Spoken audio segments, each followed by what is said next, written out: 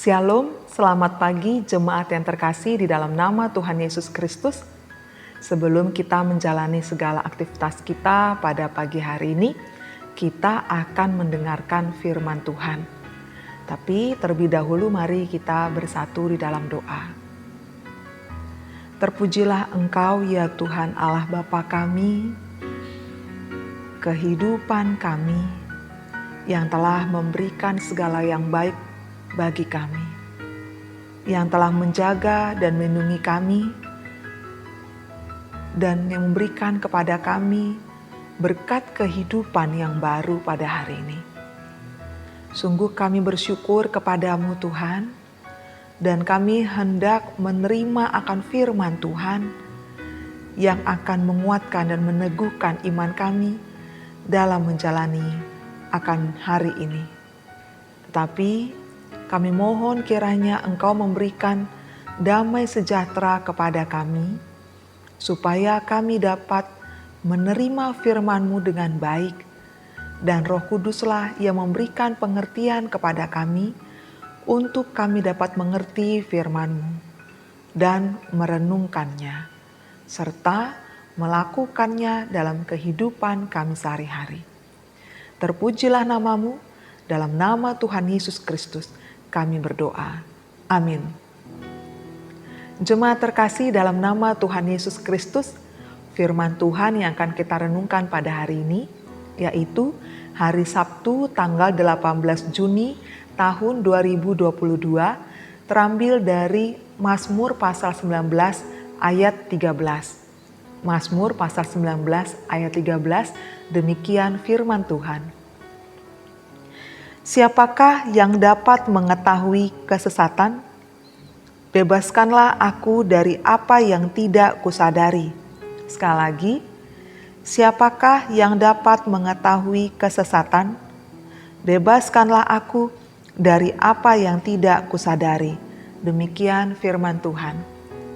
Saudara terkasih, adakah manusia di dunia ini yang hidupnya sama sekali tidak berbuat dosa?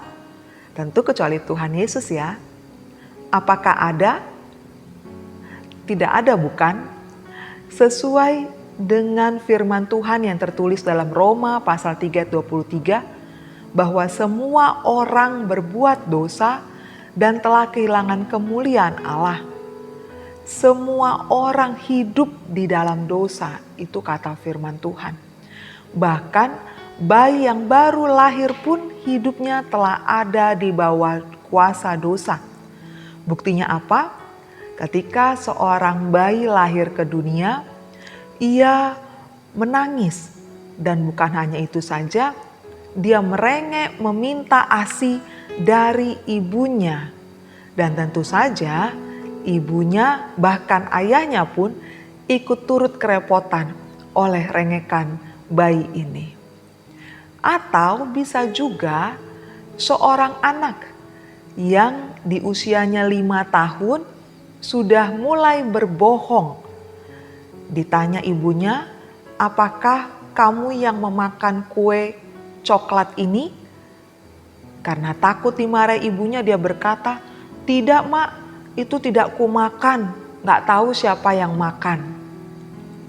Ada juga seorang anak yang mungkin kita pernah mengalaminya atau melihatnya, yang mana anaknya itu merengek-rengek memaksa orang tuanya untuk membelikan apa yang dia inginkan. Dia tidak malu merengek dan memaksa orang tuanya di depan banyak orang dalam sebuah mall ataupun toko. Saudara terkasih, padahal kita semua tahu bahwa seorang anak kecil itu dianggap sebagai seorang yang masih polos, bahkan belum tahu tentang yang namanya dosa. Tapi bagaimana anak ini dapat mengetahui atau dapat berbohong dan juga mendesak atau memaksa orang lain untuk mengikuti keinginannya, dan bila tidak diberikan, ia akan marah, bahkan mau untuk membuat orang tuanya itu menangis? Tentu tidak ada seorang pun ataupun orang tua sendiri yang mengajarkan kejahatan pada anaknya, bukan? Lalu dari mana anaknya itu tahu tentang kejahatan atau dosa? Saudara terkasih, pada hari ini kita akan membahas tentang dosa yang tidak disadari oleh kita manusia yang sering kita lakukan ataupun katakan. Akan tetapi sebelumnya kita harus mengerti dulu tentang dosa. Dosa adalah pelanggaran terhadap hukum Allah, pelanggaran terhadap firman Tuhan. Seringkali kita sebagai manusia membedakan antara dosa kecil dengan dosa besar. Kita menganggap bahwa membunuh itu adalah dosa besar. Tetapi kalau hanya sekadar berbohong, bergosip, ataupun menginginkan sesuatu yang bukan miliknya, itu dianggap sebagai dosa yang kecil. Kita harus ketahui bersama bahwa dosa tetaplah dosa dan upahnya adalah maut.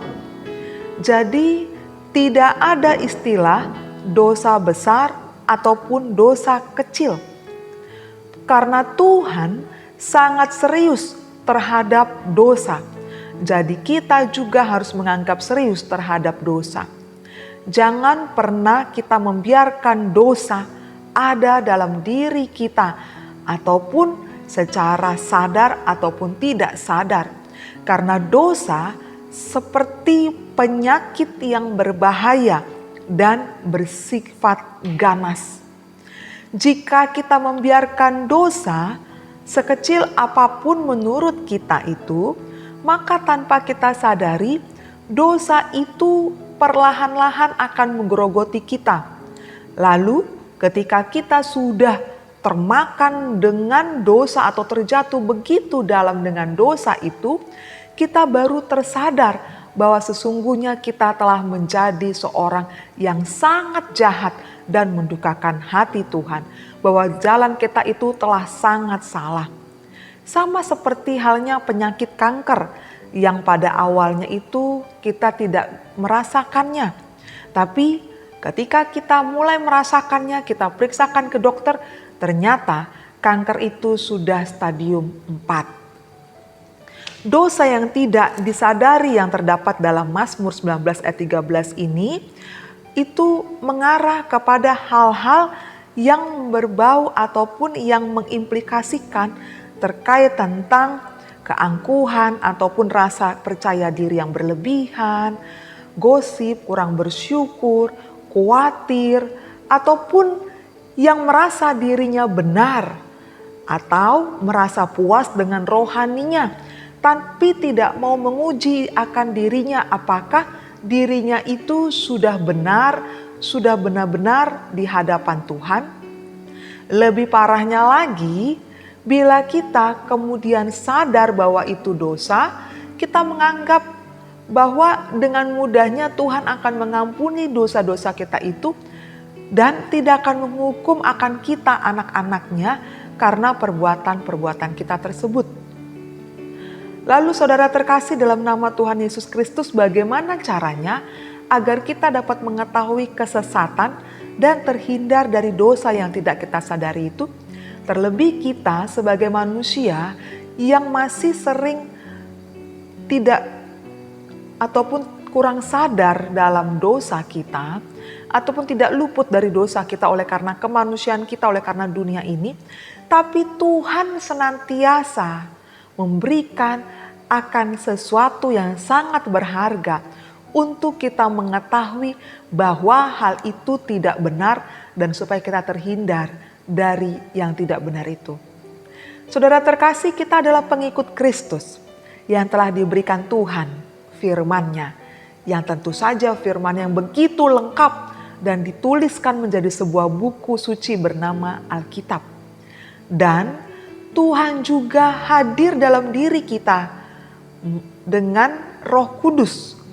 Dia hidup dalam hati kita setiap saat, setiap jam, menit, bahkan detik. Alkitab atau firman Tuhan menyatakan kesalahan yang perlu kita akui. kelakuan yang perlu kita perbaiki, dan kebenaran yang perlu kita pegang teguh.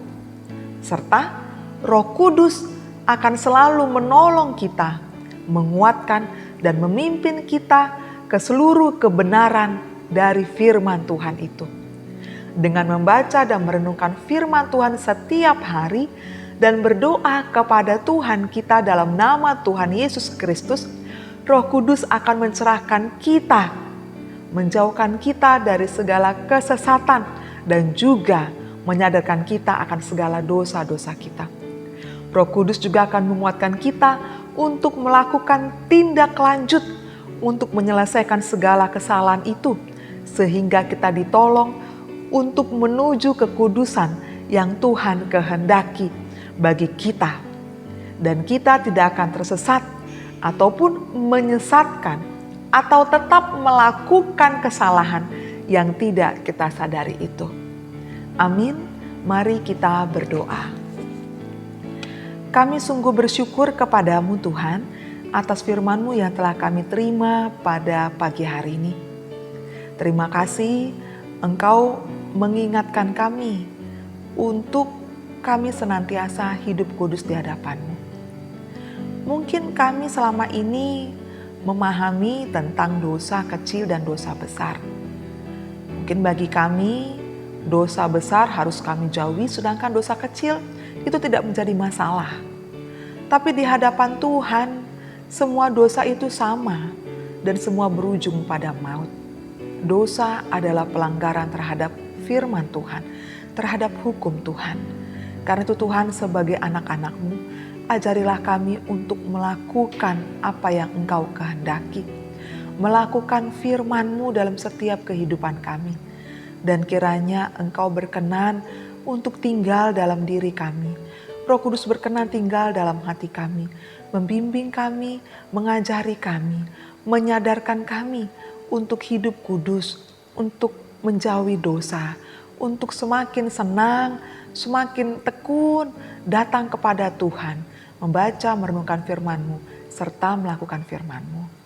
Tuhan, kami sadar sebagai manusia kami seringkali Tuhan melakukan akan dosa. Tapi Tuhan, firman-Mu mengingatkan kami untuk kami menjauhi itu semua. Karena Tuhan tidak menginginkan akan hal-hal itu terjadi pada anak-anak Tuhan. Dan terima kasih juga Tuhan atas pengampunan yang selalu Kau berikan kepada kami. Setiap kali kami menyadari dosa-dosa kami, setiap kali kami menyesali akan dosa-dosa kami mau mengakuinya di hadapan Engkau. Engkau berkenan mengampuni kami, bila mana kami datang dengan hati tulus, dengan hati yang merendah kepadamu. Terima kasih atas pengampunan-Mu, terima kasih atas keselamatan-Mu. Dan seluruh kehidupan kami serahkan kepadamu. Apapun yang akan kami lakukan, kami percaya Tuhan bersama dengan kami. Juga kami berdoa Tuhan untuk setiap kami ataupun keluarga kami yang sedang terbaring sakit. Baik itu yang ada di rumah, baik itu yang ada di rumah sakit, ataupun yang harus terpaksa bekerja ataupun melayani. Kami mohon kepadamu Tuhan, kiranya Engkau ya Bapa yang adalah tabib dari segala tabib, Engkau sang penyembuh. Kami mohon kiranya Engkau menyembuhkan akan setiap kami, setiap keluarga kami, rekan ataupun sahabat kami yang sedang sakit. Kiranya Tuhan, tangan Tuhan sendiri menjamah mereka, memulihkan akan kondisi mereka Tuhan. Sehingga mereka ataupun kami dapat kembali bangkit dari kelemahan fisik kami. Dan juga kembali melakukan aktivitas kami, berkumpul bersama dengan keluarga, bekerja dan melayani Tuhan. Dan kami juga mohon kepadamu Tuhan, untuk setiap kami yang sedang berduka cita, oleh karena kehidupan yang kami rasakan, duka cita karena kehilangan, kami mohon Tuhan, kiranya Engkau yang menghibur akan setiap kami umat-Mu ini. Kau memberikan kekuatan, Kau memberikan penghiburan, agar setiap kami benar-benar merasakan bahwa Tuhan senantiasa setia kepada setiap orang yang berduka cita dan Tuhan akan memberikan penghiburan kepada setiap mereka yang ingin dihibur oleh Engkau. Tuhan, juga untuk setiap kami yang sangat bersyukur oleh karena Engkau menambahkan usia kami, entah itu usia pribadi ataupun usia pernikahan, juga bersyukur atas pekerjaan yang Kau berikan, atas pasangan hidup yang Kau anugerahkan, atas keturunan yang Kau percayakan, juga atas berkat-berkat materi, bahkan kesehatan yang Engkau nyatakan bagi kami. Terima kasih atas semuanya itu Tuhan. Sungguh kami bersyukur padamu, dan kiranya apa yang telah kami terima, itu kami ingat bahwa Tuhan senantiasa memberkati kami dan memberikan apa yang kami butuhkan, bukan apa yang kami inginkan. Dan kiranya Tuhan, atas semua berkat yang kami peroleh itu, kami dapat menjaganya dengan baik, menghargai, menghormati dengan baik ya Tuhan, dan memakainya dengan baik seturut dengan kehendak-Mu. Terima kasih Tuhan Yesus yang baik, sungguh kami bersyukur kepadamu. Di dalam nama Tuhan Yesus Kristus kami berdoa kepadamu.